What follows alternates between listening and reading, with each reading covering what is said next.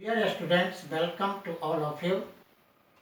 Today, I am going to discuss the popular and important topic, independence of judiciary. For examination points of view, for example, questions to be write that explain the meaning of an independence of judiciary. Would you advocate an absolute independence of judiciary? It means कहने का अर्थ कि न्यायपालिका के स्वतंत्रता के अर्थ को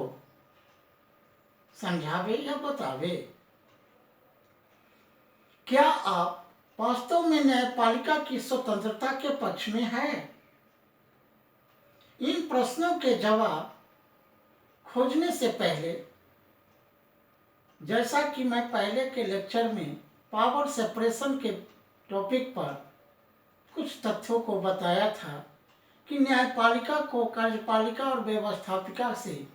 कैसे मुक्त होना चाहिए, और अन्य शक्ति पृथक्करण सिद्धांत में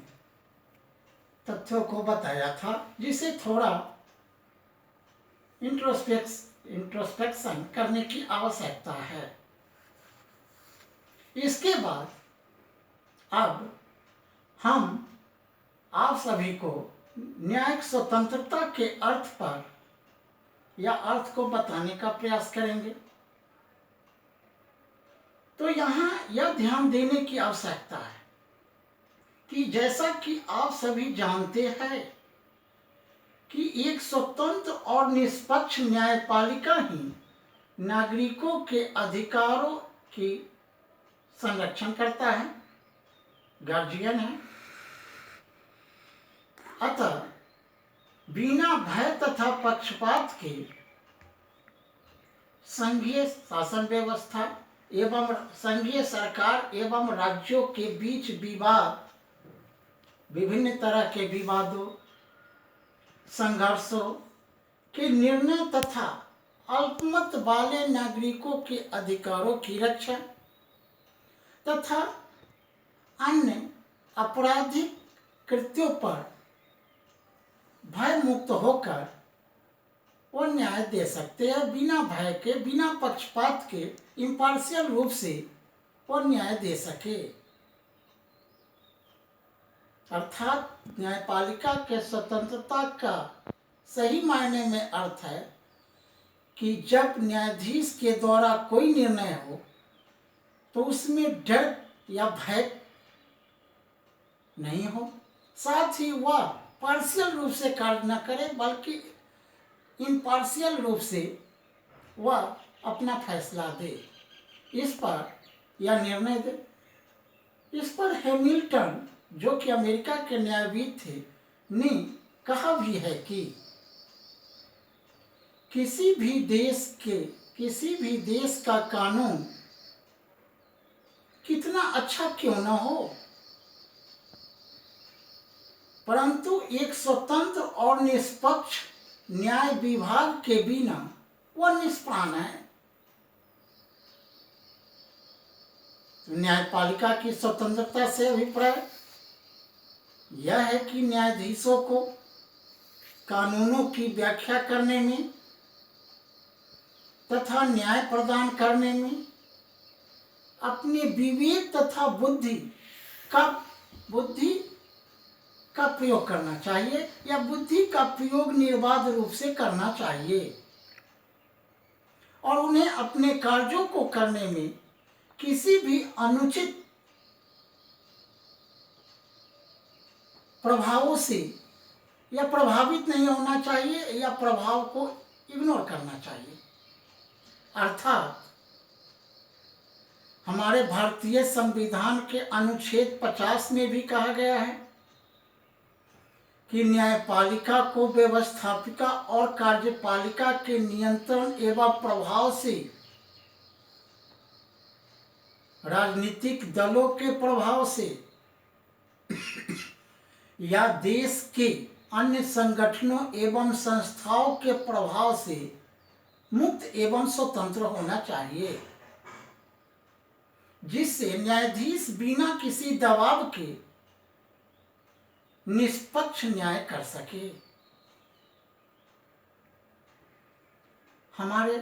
भारतीय संविधान में या भारतीय शासन प्रणाली में एक मामला आया था, लोकनाथ वर्सेस वीएन रंगमानी का, जिसके अंतर्गत उच्चतम न्यायालय ने कहा है कि या उच्चतम न्यायालय ने अभी निर्धारित किया है कि न्यायपालिका की स्वतंत्रता संविधान का मूलभूत ढांचा है।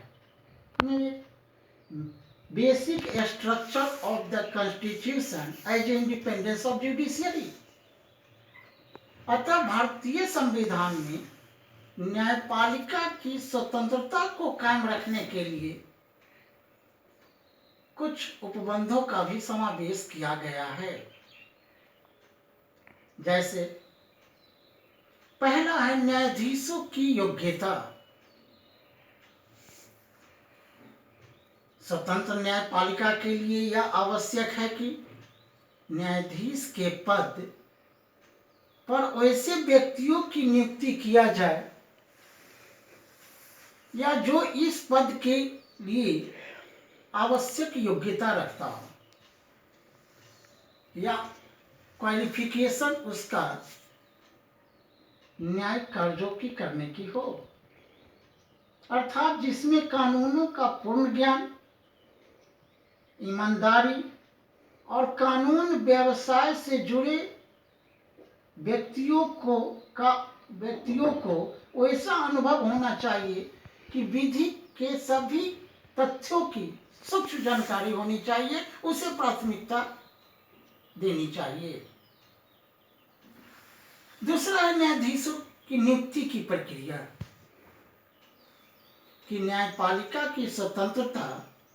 इस बात पर भी निर्भर करती है कि न्यायाधीशों की नियुक्ति का तरीका कैसी हो, यानी अपॉइंटमेंट ऑफ जजेज किस तरह से हो।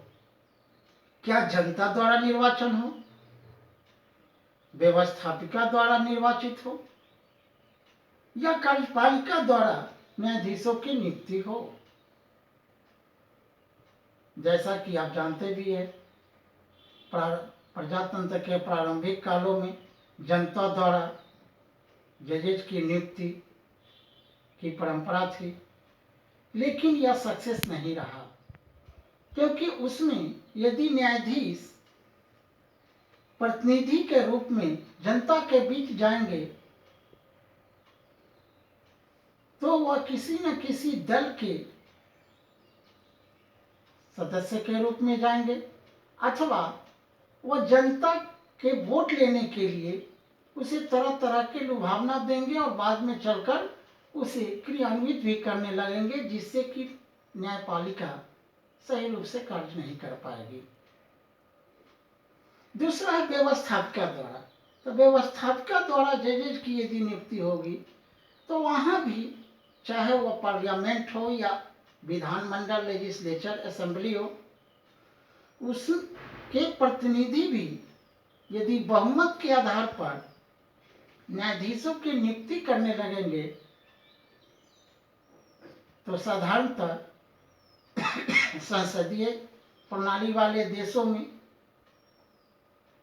वह न्यायाधीश सरकार के कठपुतली मात्र हो जाएंगे और उससे प्रभावित होंगे, जिससे कि न्यायपालिका से जनता की विश्वास उठ जाएगी। तीसरा है कार्यपालिका द्वारा न्यायाधीशों की नियुक्ति। तो प्रारंभ में कार्यपालिका द्वारा जो जजेज की नियुक्ति होती थी उसको सराहा गया, परंतु बाद में इस प्रक्रिया पर भी विवाद एवं आलोचनाएं होना प्रारंभ हो गया। जैसा कि हम भारतीय संविधान को उदाहरण के स्वरूप देखते हैं कि भारतीय संविधान के आर्टिकल 124 एवं आर्टिकल 215-16 में यह उपबंध है कि राष्ट्रपति न्यायाधीशों की नियुक्ति सुप्रीम कोर्ट एवं हाई कोर्ट के जजेज के परामर्श से करेगा, जैसा वह प्रयोजन के लिए उचित समझे। इट मीन्स एसपी गुप्ता बनाम यूनियन ऑफ स्टेट के मामले में भी यह स्पष्ट कोर्ट का निर्णय है, उच्चतम न्यायालय का निर्णय है कि राष्ट्रपति मुख्य न्यायाधीश या वरिष्ठ न्यायाधीशों से परामर्श लेगा न्यायाधीशों की नियुक्ति में, लेकिन उस परामर्श को वह स्वीकार करने को बाध्य नहीं होगा। जैसा उचित समझेगा वैसा वह कार्य करेगा।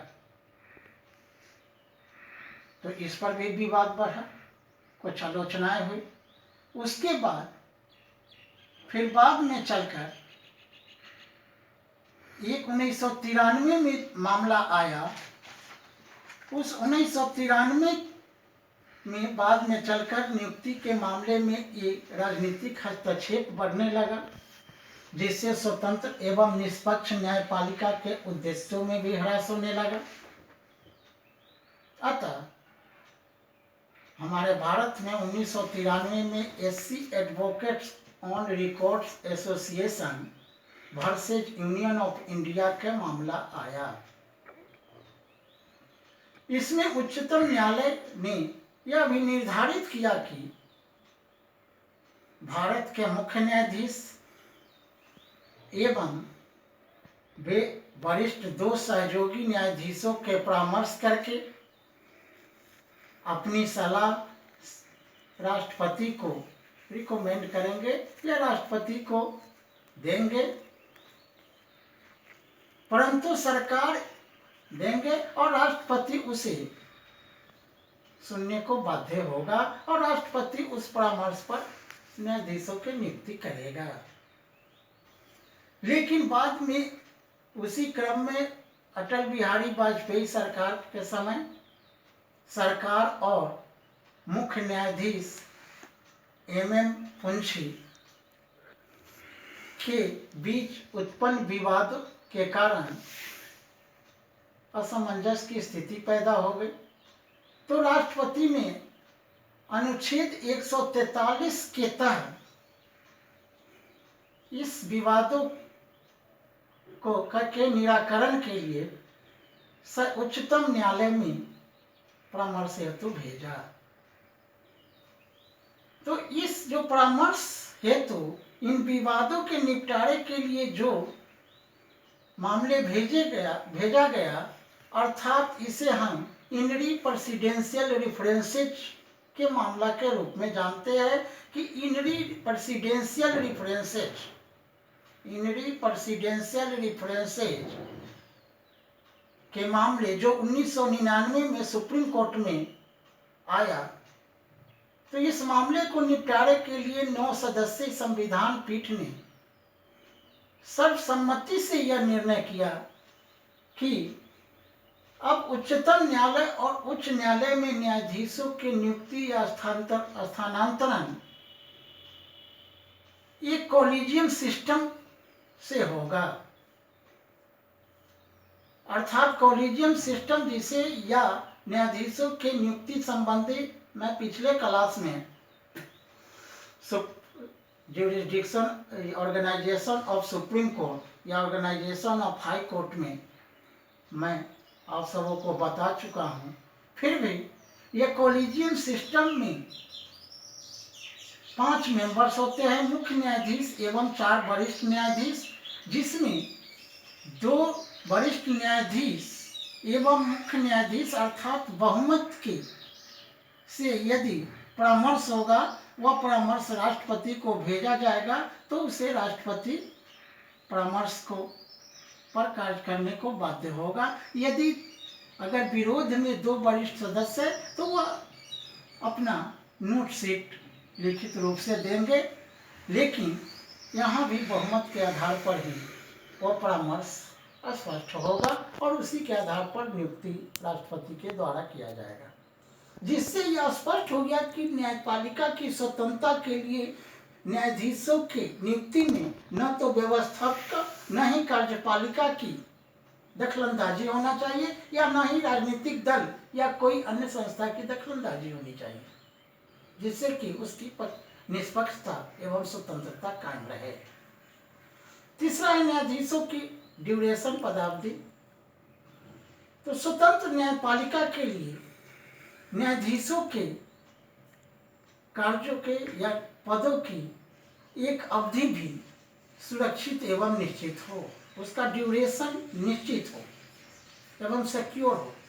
अर्थात न्यायाधीश अपने पद पर तब तक बने रहेंगे जब तक उनका आचरण तथा व्यवहार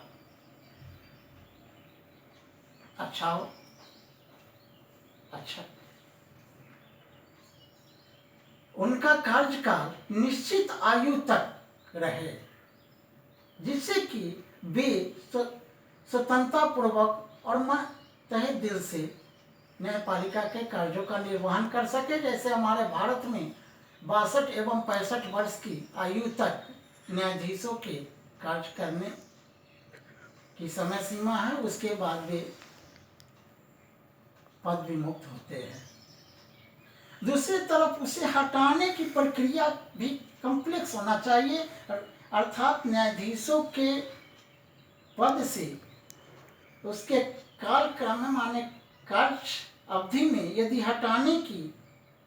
जो प्रक्रिया हो वो भी कठोर होना चाहिए, जिससे कि आसानी से सरकार या व्यवस्थापिका उसे कार्य मुक्त नहीं कर सके। इसलिए इम्पीचमेंट प्रोसेस है। इम्पीचमेंट प्रोसेस को भी मैं बता चुका हूँ पिछले क्लासेज में कि महाभियोग प्रक्रिया के द्वारा ही हटाया जाए, अर्थात व्यवस्थापिका में प्रत्येक सदन यानी दोनों सदनों में प्रत्येक में 2/3 मेजोरिटी से उसके खिलाफ विधेयक पारित कर उसके खिलाफ प्रस्ताव पारित कर राष्ट्रपति के पास भेजा जाएगा, तो राष्ट्रपति उसे उसके पद से पद मुक्त कर देंगे। यह कठिन प्रक्रिया है, जिसके कारण उसे न्यायाधीशों के कार्य में भय मुक्त रहते हैं और वो स्वतंत्रता पूर्वक कार्य करते हैं, क्योंकि उन्हें हटाने की साधारण प्रक्रिया नहीं है। फिर नेक्स्ट है कि न्यायाधीशों का वेतन एवं भत्ता अच्छा हो, अर्थात वो विधायिका के आधार से परे हो, ऊपर हो। स्वतंत्र न्यायपालिका के लिए न्यायाधीशों का वेतन एवं जो भत्ता है वो पर्याप्त होनी चाहिए। यदि वेतन और भत्ता न्यायाधीशों का कम होगा तो वे ईमानदारी और सचरित्रता से कार्य नहीं करेंगे, वे भटक जाएंगे और भ्रष्टाचार का शिकार भी हो सकते हैं। अल्प वेतन वाले वह पैसा कमाने के लिए गलत तरीका भी अपना सकते हैं, इसलिए उनके वेतन और भत्ता अच्छा हो, उस पर कार्यपालिका और व्यवस्थापिका का अधिकार नहीं हो, जैसा कि हमारे भारतीय संविधान में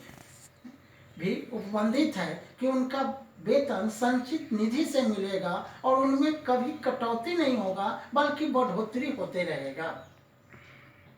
उसके रिटायरमेंट के बाद भी, न्यायाधीशों के रिटायरमेंट के बाद भी उन्हें पेंशन एवं भत्ते ये सब पर्याप्त मात्रा में मिले, जिससे कि वे अपने कार्य अवधि में इस तरह का कार्य करें जो एक लकीर के रूप में, नजीर के रूप में रहे, जिससे जनता न्यायपालिका पर विश्वास तो करता ही और अधिक विश्वास करे। नेक्स्ट है न्यायाधीशों को अपने कर्तव्य पालन में किए गए आचरण पर, अगर न्यायाधीश अपने कार्यकाल में या अपने न्यायालय में अपने कार्यों में जो भी आचरण करता है, जो भी फैसला देता है, उस पर उसके विषय में संसद में, पार्लियामेंट में या लेजिस्लेचर विधानमंडल में चर्चाएं नहीं होनी चाहिए और न ही किसी राज्य सरकार के विधानमंडलों में भी चर्चा होनी चाहिए। यदि ऐसा प्रावधान होगा तो न्यायाधीश में भय हो जाएगा, वे भय मुक्त होकर स्वतंत्रता पूर्वक अपना कार्य नहीं कर पाएंगे। इसलिए उन्हें व्यवस्थापिका और कार्यपालिका से मुक्त रखा गया है, स्वतंत्र रखा गया है, जिससे कि वह जो भी फैसला दे वह संविधान के संरक्षक के रूप में या संविधान के उपबंधों को सही रूप से एक्सप्लेन करे, उसे डर नहीं रहे। इसके अलावा आप जुरिस्डिक्शन में ऑफ कोर्ट्स में ये देख चुके हैं कि जैसे कोर्ट ऑफ रिकॉर्ड्स में यह देख चुके हैं कि कंटेम्प्ट ऑफ कोर्ट, कि न्यायालय की अवमानना पर दंड देने की शक्ति हमारे भारतीय संविधान के अनुच्छेद 129 में उच्चतम न्यायालय और आर्टिकल 215 में उच्च न्यायालयों में यह प्रावधान है, यह उपबंध है कि न्यायालय के फैसला पर यदि कोई बेमतलब की आलोचना होती है या उसके अवमान कंटेम्प्ट किया जाता है, तो जो कंटेम्प्ट करने वाला व्यक्ति है उस पर न्यायालय के द्वारा उस न्यायालय के न्यायाधीश कंटेम्प्ट ऑफ कोर्ट के आधार पर न्यायालय की अवमानना करने पर दंड देने की भी शक्ति रखती है। अर्थात यह शक्ति न्यायालयों की स्वतंत्रता और निष्पक्षता को सुरक्षित रखने के लिए अत्यंत आवश्यक है, जिससे कि न्यायालय के जो भी निर्णय है, फैसला है, उस पर कम से कम आलोचना, लीगल रूप से आलोचना हो, न कि इलीगल रूप से आलोचना हो, जिससे कि न्यायालय पर न्यायालय से जनता की विश्वास हटने लगे। इसलिए कंटेम्प्ट ऑफ कोर्ट की व्यवस्था की गई है, जिससे न्यायालय की स्वतंत्रता अक्षुण्ण रहे। इस तरह से निष्कर्षतः हम कह सकते हैं कि भारत या अन्य प्रजातांत्रिक देशों में न्यायालय पर जनता का विश्वास पहले से भी रहा है और भी अधिक रहेगा, होता है। तो दूसरी तरफ न्यायालय संविधान के संरक्षक के रूप में सरकार के सभी जो विवाद, सरकार के संस्थाओं के बीच यदि विवाद होता है या एक राज्य से दूसरे राज्य के बीच विवाद हो या